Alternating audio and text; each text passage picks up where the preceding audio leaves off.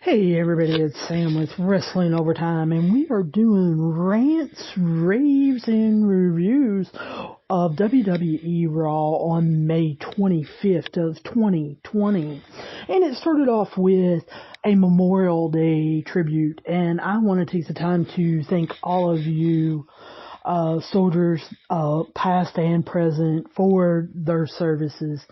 We wouldn't be here without you guys. Also, WWE Raw decided to try something new this week with having NXT performers, I believe is what they're calling them, and performance center trainees in the audience. They have them spread out, social distancing, but no chairs. And it's really weird to see them spread out like that and see the floor with no chairs there. Now, I understand that Vince doesn't want them to take the time to possibly, sit down and us catch them sitting. But still, it's a little weird looking. Not to mention the hockey plexiglass that they have up surrounding the barricades around the ring. It is just really weird. And I know that they're going to use that plexiglass as a weapon throughout this, but I don't know who come up with this. I'm not sure that I like it at all. But anyway, the show starts off tonight with Kevin Owens in the ring for the KO show. They announced that he's going to face Angel Garza tonight. But he wants to talk to Asuka first. And as Asuka enters the ring, she is still chanting, "Becky, Becky, Becky." And I totally understand why. With Asuka being a mom, she is totally excited and pumped for Becky to finally be a mother. But a little part of me can't help but think that she's also chanting Becky because Becky getting pregnant gave her the championship. So, it's just interesting that she's still doing that. Then Kevin shows a video of Nia Jax with Kairi Sane, and immediately Asuka goes off in Japanese. Now, WWE, of course, if you're listening, or anyone with WWE, if you're listening, you guys need to get me that Japanese translator that I've been asking for. I really, really, really, really want to know what Asuka's saying, because I have a funny feeling that she was cussing about that, and I want to know what's going on. However, we have Charlotte's music hit. Why? Why is Charlotte here? Isn't Charlotte the NXT champion? Shouldn't she be on NXT? Why is she on Raw? Now, she comes out to remind Asuka that Asuka has never beaten her. Okay. Good deal, Charlotte. Now go back to NXT. But, she stands there, and then Natty's music hits, and she comes out. Now, she apologizes for Kevin for wrecking things last week, and Kevin accepts her apology, but then Nia's music hits, and Kevin Owens immediately says he has seen this before, and he gets out of the ring to stand on the apron. Now, Nia talks again about how Asuka doesn't deserve the title and how she will be taking it from Asuka at Backlash. Well, Nia, I hate to tell you, Asuka pretty much won it fair and square. There was no cheating at Money in the Bank.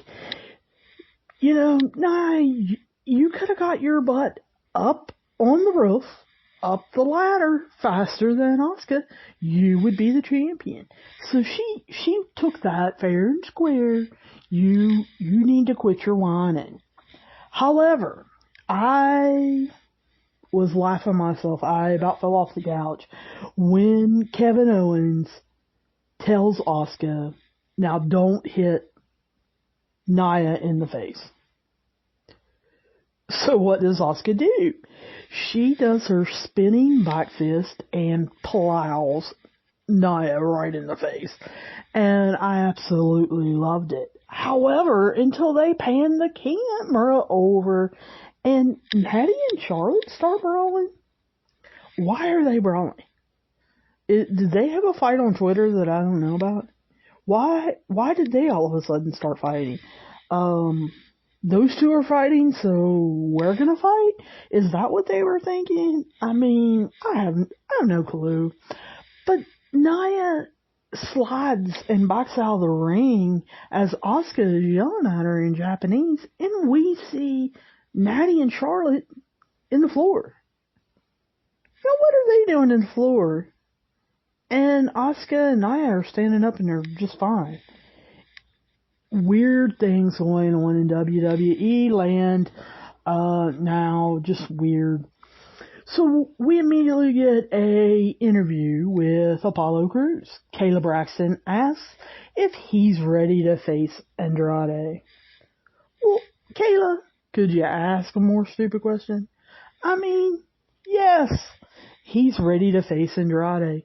He's getting a chance at the United States Championship on Memorial Day, and you wonder if he is ready? Come on now. Now, Apollo is not a smart aleck like I am, and he answered the question a lot better, a lot more positive than what I did.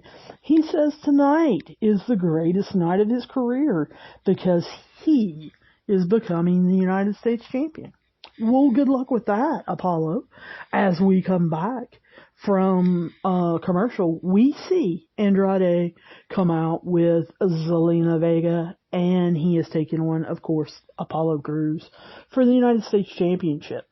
My first thought is, where is Angel Garza? Is he backstage prepping for KO? What is he doing? Is he making sure to snap up his tearaway pants? What exactly is going on with him? Or has Vega finally figured out that her stable just doesn't get along and she possibly just needs to kind of keep them apart unless they're acting as a tag team? Now, Andrade pretty much took over this match from the beginning, and Apollo was making his comeback as Vega got up on the apron to distract Apollo, and they hit her and knocked her off the apron. Andrade goes to check on her, and then as we come back from commercial, we see Andrade trying to make Apollo pay.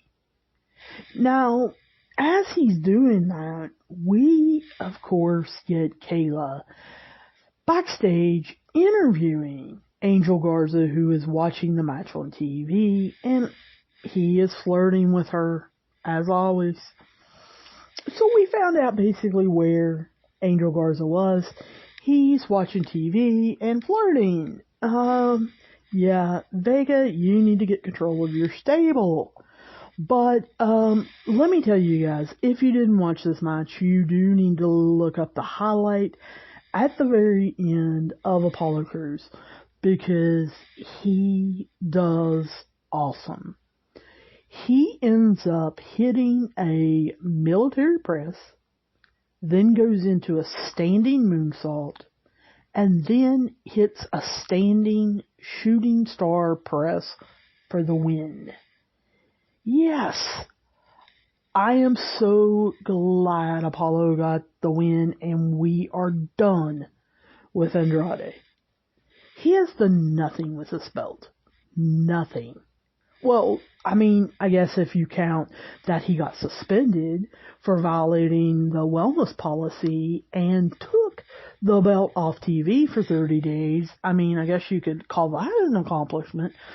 They should have had him drop the belt then. I just expected with him finally getting his push and his break in the WWE for him to actually elevate the belt more and elevate himself more. Hopefully, Apollo can get some excitement going in this title again. Now, Charlie comes into the ring to interview Apollo, and he is extremely happy. He talks about that after 11 years, his hard work has finally paid off. He was told that he couldn't make it in wrestling, and he didn't quit. He never gave up. And then they cut away from him celebrating and talking about his story to show Andrade basically losing his mind backstage and just throwing anything that he can get his hands on. Of course, then we see something a little off. Seth Rollins is standing backstage holding what appears to be Rey Mysterio's mask. And he's just kind of staring at it, looking at it, and they take us to commercial. Now, after commercial, of course, we come back to Seth, and he is now ready to, I guess, give us a speech, promo, whatever you want to call it, talking about how tonight is a celebration, and that Rey was a sacrifice for the greater good of Monday Night Raw. And even though he doesn't know what Rey's future holds, it was very courageous of Rey to go through that kind of pain. And then, of course, he is joined by Buddy Murphy and Austin Theory, and they thank Seth for saving them. And Seth says they can do something for him by going out and showing Aleister Black and Humberto not to cross the Monday Night Messiah. Now, first things first, I have to give big props to whoever thought up Buddy Murphy and Austin Theory's outfits. The black, white, and gray look awesome. They really go with Seth Rollins' characters and them being disciples. Yeah, they were on point. But my next thought was, Aleister Black and Humberto? Really? Those two go together kind of like oil and water?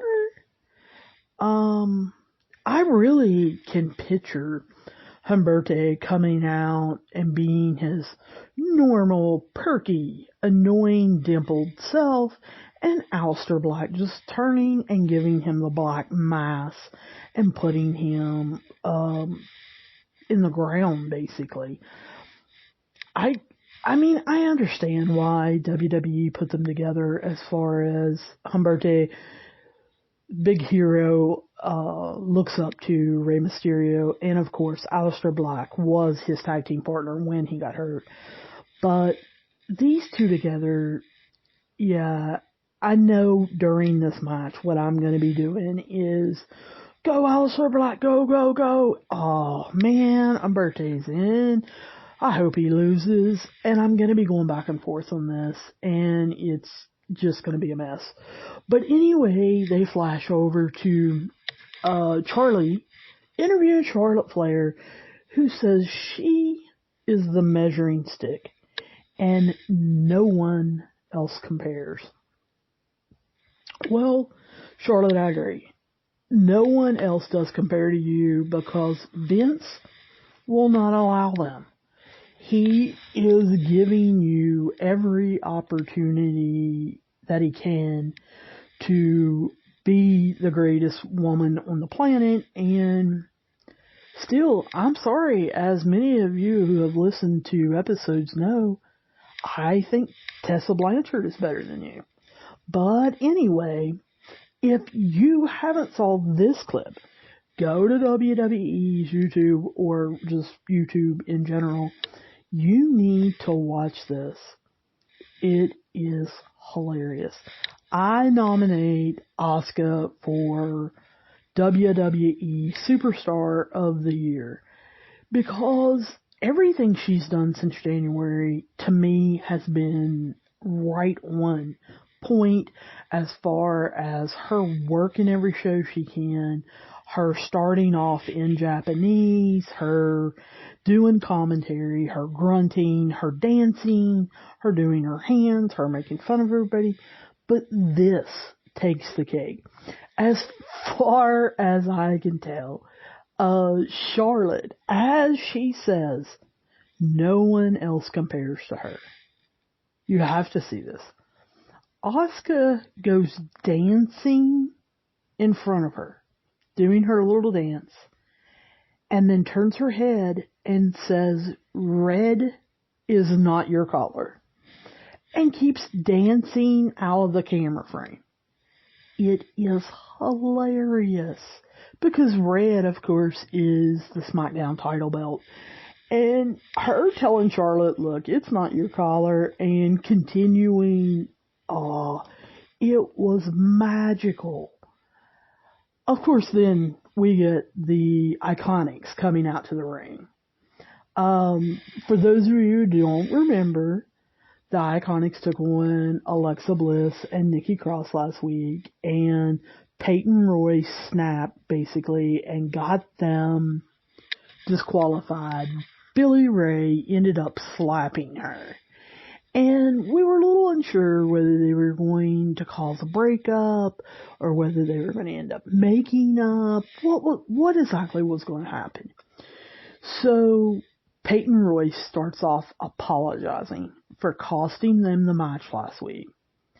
And then we have Billy Ray cutting her off and saying she needs to apologize because she slapped Peyton.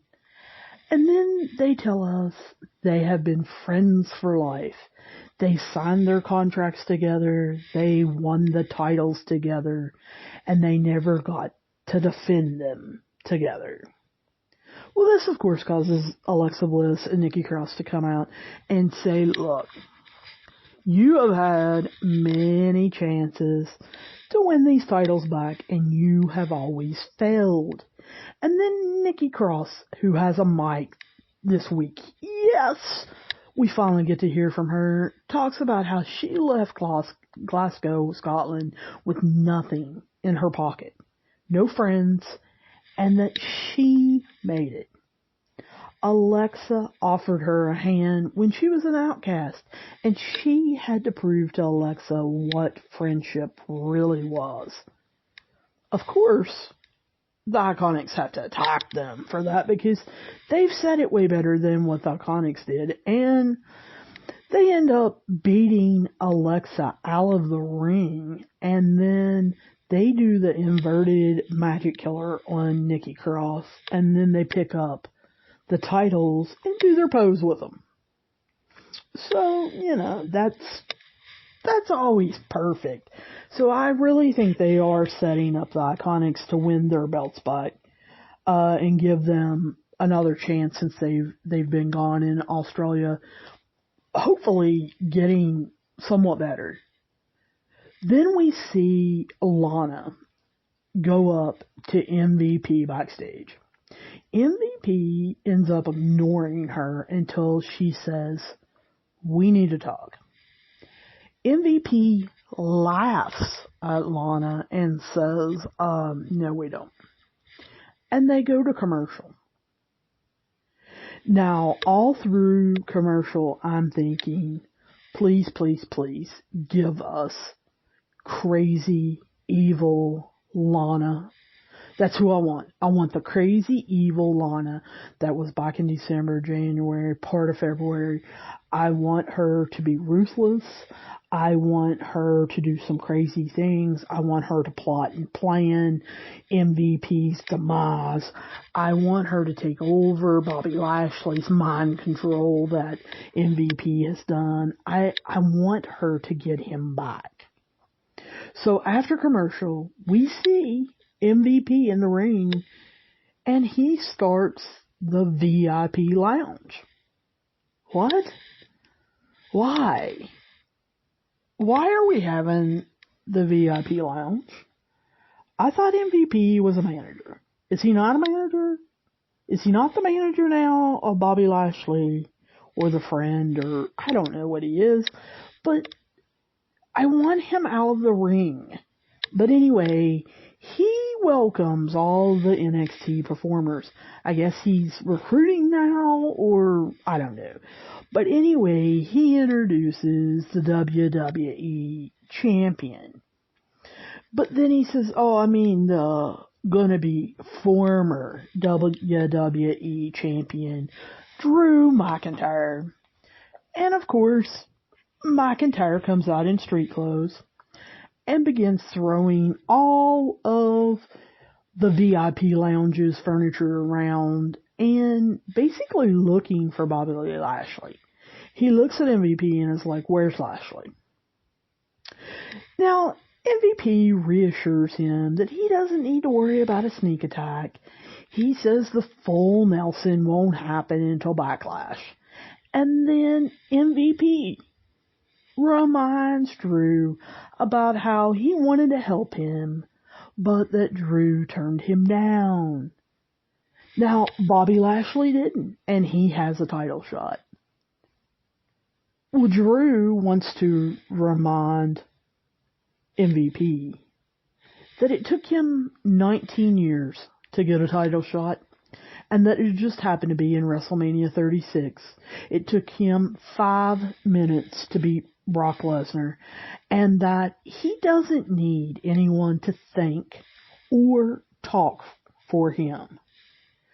And that Lashley will only get the title if he pries it from his cold dead hands. And of course, MVP's smart aleck comment has to be that can be arranged. Bobby Lashley's music hits and he comes out making his way slowly down the ramp as Drew claymores MVP. And I start laughing because I absolutely think it's hilarious that Drew got to claymore MVP, and Lashley ends up kind of dragging him out of the ring and puts him at the beginning of the ramp as Drew starts taunting him. You know, "Come on, we can do this now. We can settle this now. Come on, Lashley." And Bobby Lashley acts like, I know I should get in that ring. And MVP is telling him no and trying to stagger and get up. And Lashley, of course, wants to help him and he tries to get him up the ramp as Drew continues to taunt him. I really wish Lashley would have went up there so that Drew could claymore him right in his face, but didn't happen. Then we get Charlie interviewing Natty backstage. However, as soon as she asks a question, Natty gets a phone call. And she goes to take it, and it is TJ, her husband. And we can hear her say, "TJ, yes, I apologize. Yes, Kevin Owens accepted my apology, but I need to focus on my match." And by the time Natty comes back, Charlie says, "Sorry, we're out of time." And you can see Natty is upset. I want to see Natty snap like she did last week. That is what we haven't seen from Natalya. We want to see her snap and finally get this big push. Will WWE pull that trigger? I don't know. But anyway, we see Kevin Owens come out. And as he's walking down the ramp, Angel Garza comes and runs down and slides on his knees and hits his arm into Kevin Owens' knee. And then jams Kevin Owens' knee into the ramp and runs immediately and jumps in the ring. And they go to the commercial. And I'm thinking, what? I understand why he hit Kevin Owens. I thought that was a great move. But why did he run and immediately jump in the ring?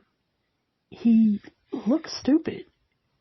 Why didn't he continue to attack Kevin Owens? It it didn't make any sense. After the commercial, though, Selena Vega is down there now. And we get Owens standing over in the corner, telling the referee, go ahead, start the match. And, of course, quickly, Garza goes right after that knee, hitting it.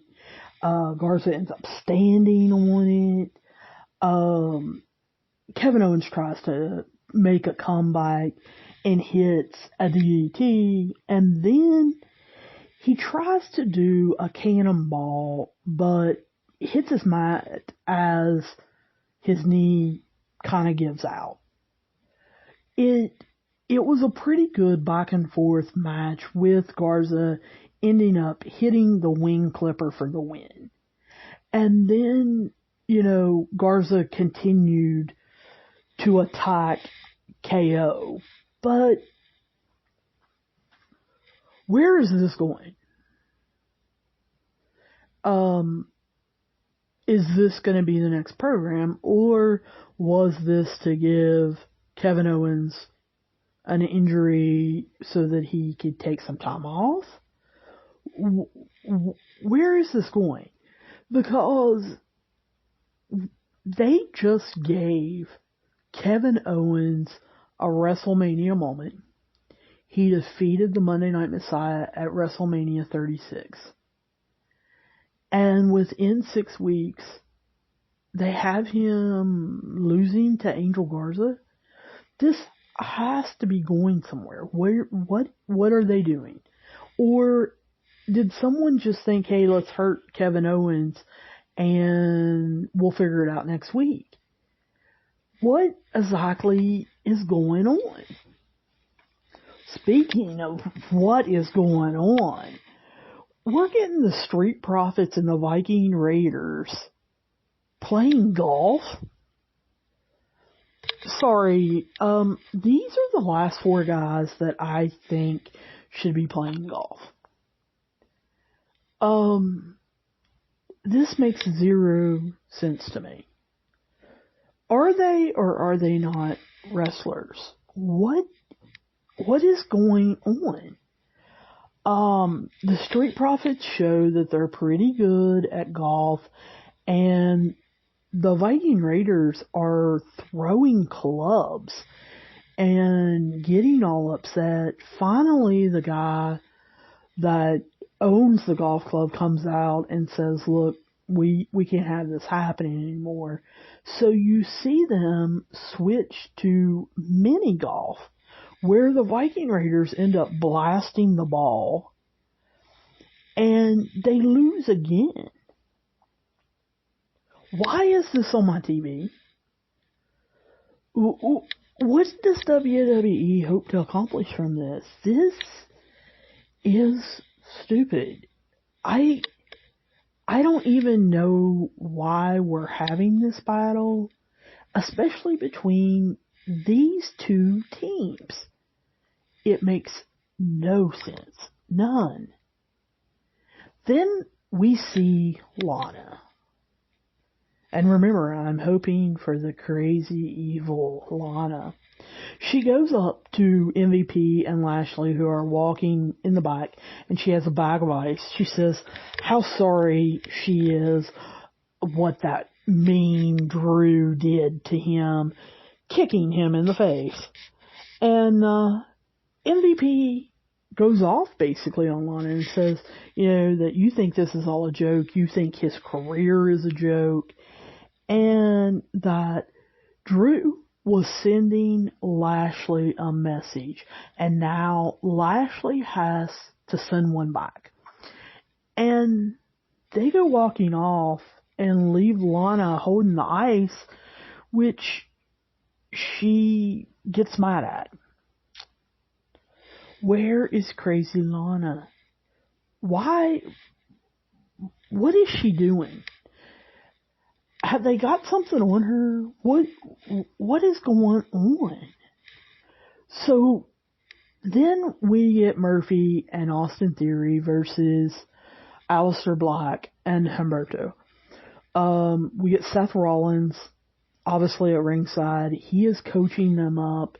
you can see him cheering them on, telling them what to do. The match starts as Humberto and Theory lock up. Theory then elbows Humberto and beats him back into the corner. This ended up being a back and forth, high-flying action match. Aleister Black was absolutely unbelievable in this. His quick strikes, he actually flew around a little bit. It really was action-packed and enjoyable. I wish people would put on more matches like this. I was getting into it, and like I said, I don't want Black to look bad, but I really wanted them to lose, which I happened to cheer when it ended with Austin Theory hitting Humberto for the ATL for the win. But then Seth Rollins immediately orders them to start attacking Humberto. And then they toss Aleister Black over the barricade and continue beating on Humberto. Well, Aleister Black gets back in the ring with a chair. And Seth kind of controls him by telling him that if he takes another step with that chair, that his disciples will put Humberto's eye into the steel steps. So we see Aleister Black actually think about it. And then he backs off so that they won't stop. I was a little shocked that Aleister Black didn't come up with something to do. I really was. I think this is going to be setting up something with Aleister Black, because he has been very vocal about him being against religion, being an atheist, having Illuminati and satanic symbols tattooed on his body. And here we've got Seth Rollins basically acting like the Messiah, God of Monday Night Raw. So who better to stop him and get in a program with him than Aleister Black? After we come back from commercial, we get Edge.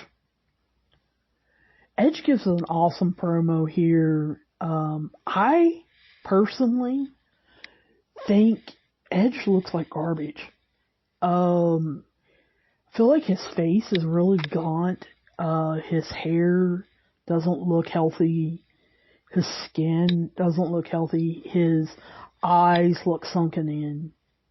You guys tell me what you think.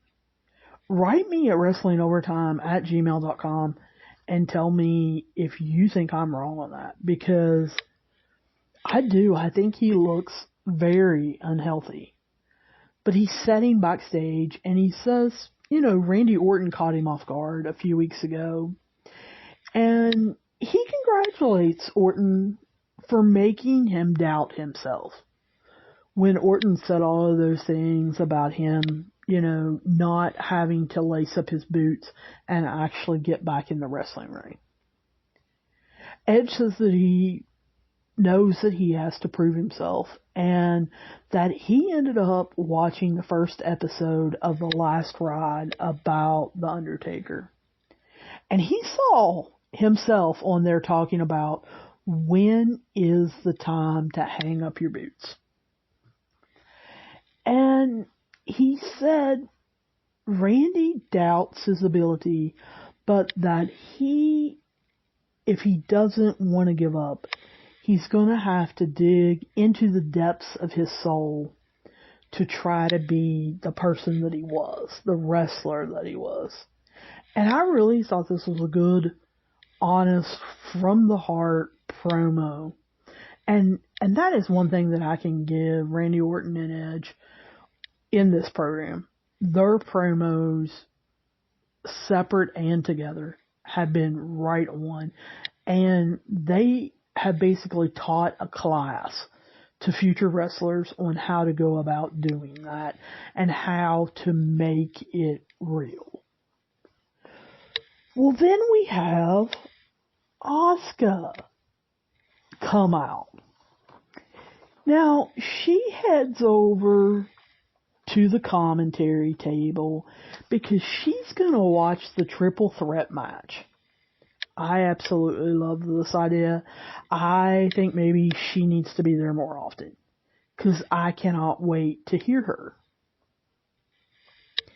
They flash back to backstage where the Viking Raiders tell the Street Profits that they let them win again. And of course the Street Profits really don't believe it, and they ask the Viking Raiders, well, so what do you guys want to do next? Well, I want to scream at the TV and say, how about a wrestling match? You guys remember you're wrestlers, right? You remember you're getting paid by a wrestling company, and they usually expect you to wrestle. But no. The Viking Raiders say bowling. So I guess we're going to be put through a bowling match next week. What are they going to do next? Horse racing? I mean, are they going to skydive? Who can do the prettiest skydive? What are they doing? And why is WWE thinking of this or letting them think of this? Anyway, the Viking Raiders kind of slip away and MVP and Lashley walk by, and MVP kind of casually tells the Street Profits that they are going to be another case of talent that is washed down the drain. Now, the Street Profits being the Street Profits, they poke fun at MVP for getting Claymored by Drew. But MVP comes back with challenging them to a tag match tonight and tells them if they've got it to bring the smoke. What? MVP and Bobby Lashley are now a tag team. So MVP has been the host of the VIP Lounge. He has been, I guess, a manager or advisor to Bobby Lashley. And now he's going to be a tag team partner for Bobby Lashley. And the Street Profits, they accept this. They think this is great. What is going on in WWE Universe? Who is running this show? So then we get our number one contenders match. Whoever wins the triple threat is going to be the contender for Asuka's Raw title belt. So we get Charlotte and Nia Jax and Natty. Now, will you explain to me why is Natty in this? Think about it. I love Natty. I think she's awesome. I love Natty, I think, because of Total Divas, about when you see other wrestlers talk on interviews or in podcasts, they talk about her training them, helping them, being there for them, answering questions, traveling with them. I like Natty. I think she does a lot for wrestling. And we probably need more people like her around. But in the number one contenders match, no, I don't think that Natty is a possibility for the number one contender. And then Charlotte is the number one contender for the Raw title. Why? Because she's the NXT champion? Now, if they would have said it was because she was the NXT champion, then I think I would have believed it. I would have been, no, okay. But they didn't. I swear WWE just makes matches up to take up time. I mean, think about this show. I think that they just make up matches on the spur of the moment the day before to take up time. Anyway, Nia Jax, of course, starts off strong. Now, Charlotte and Natty tag team her some and Irish whip Nia into a ring post. But then Charlotte quickly turns on Natty and kicks her. And this ended up being a really nice match. It gave them a lot of time to do all their different moves. It gave Charlotte and Natty time to double team Nia. It gave Nia time to show off her power. It ended up outside and Natty and Charlotte ended up powerbombing Nia through the announcer's table with Asuka looking shocked.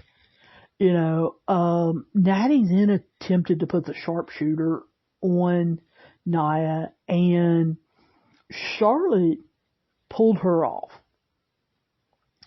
She then applied the figure 8, or tried to, on Natty. Nia Jax backs up to the ring rope and then hits a leg drop on Charlotte, and then rolls Charlotte out of the ring and lifts Natty up and hits a Samoa drop for the win. So she's going to be the one to face Asuka at Backlash. So all those questions, that I said at the beginning of this match, they don't really mean anything. Natty didn't need to be here. Charlotte didn't need to be here. It was just a way to get Asuka versus Nia Jax at Backlash. And I should have known that. It was stupid of me not to figure that out.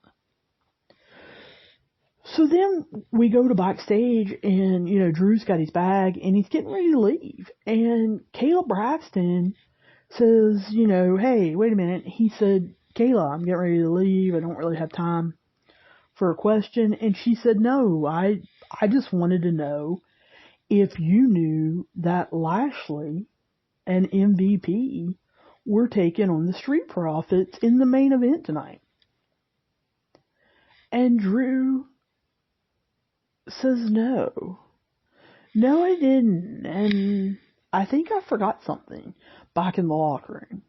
And I'm very certain I probably won't find it until after Lashley's match.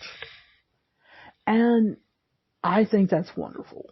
Whoever thought that segment up, that was a great segment to set things up. Then we finally find out where R-Truth is. And he says he realizes that Tom Brady doesn't have his 24/7 belt that Gronk does. And of course he goes through his shtick about the 24/7 belt, and then we see Gronk in a weightlifting room with the belt. And he basically talks about how he's keeping the belt. Problem is, whoever taped Rob Gronkowski, number one, should have made it easier for him to read off of the cue cards. And number two, should have told him to keep his sunglasses on. Because halfway through his promo, when he takes his sunglasses off, you realize he is reading his whole entire promo. There's no emotion in it. And it is awful. And it just drills it home that Gronk made the right decision in staying into football and not pursuing a wrestling career with the WWE. His promo, it was garbage. It was just awful. Then, after commercial, they go to Ric Flair at his home, and Ric Flair says that the WWE wanted him to kind of make a verdict about the Edge and Randy Orton match. And he just flat out says he thinks Randy Orton is the best in-ring performer that they have, and that he's going to win. He's picking Randy Orton to win at Backlash. Then, I was a little shocked. We actually get a Liv Morgan promo again, and she says that she's never felt good enough and has never had any self-worth until she got to the WWE. That she doesn't have all the answers, but that she is alive and she will fulfill who she is destined to be because she's living her best life now. Now, I don't know why I thought that that was a really good promo. Maybe it was because I felt like she was being honest. I felt like she was being real. It's not really talking about anything. It's not talking about a match. It's not talking about her making a comeback. It's not about her returning next week or anything like that. But it was just her being honest, I guess, letting us in a little more on her character. That's the only thing that I can figure out, because it didn't really progress anything. But somehow I actually liked it. So we get our main event. Yeah, I said main event. And I can't believe this is the main event. The Street Profits versus MVP and Bobby Lashley. The Street Profits basically start off playing around. And it's mostly Montel Ford, who it normally is, dancing around, goofing off, and he ends up locking up with MVP and kind of taking charge, but then Lashley gets in and he takes over. This match was really stupid. It wasn't great at all. Obviously, Bobby Lashley and MVP aren't a tag team. They don't even pretend to be a tag team. They have no tag team moves. It was like MVP didn't want to be in there. He wanted Lashley to be in there taking over. However, the Street Profits are a tag team. And so when Lashley is wrestling them almost as a singles competitor, they don't really know what to do. And I was just left with, why is this happening? It finally ended with Lashley slamming Dawkins into the ring post. Then he gets inside and grabs Ford in a full Nelson and gets the win. Now, before I go on and continue talking, let's stop right there and me and you talk about how Bobby Lashley just beat the Raw Tag Team Champions. I don't think WWE realized that or thought about that. But MVP, standing in the corner, and Bobby Lashley doing all the work, just beat the Raw Tag Team Champions. That's how bad the tag team division is. That a retired old-timer and Bobby Lashley, and never has been, beat the Raw Tag Team Champions in a tag team match. It's really, really sad that they chose this way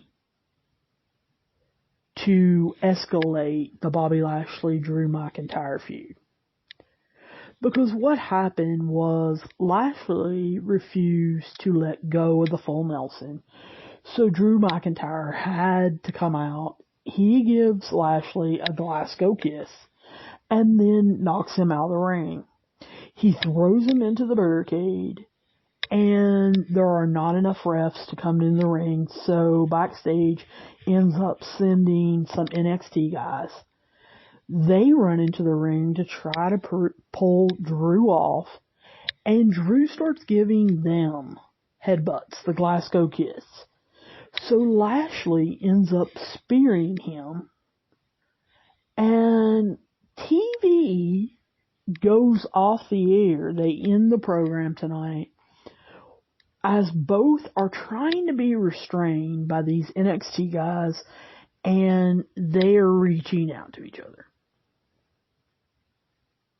This is how WWE chose to escalate them for Backlash. This is horrible.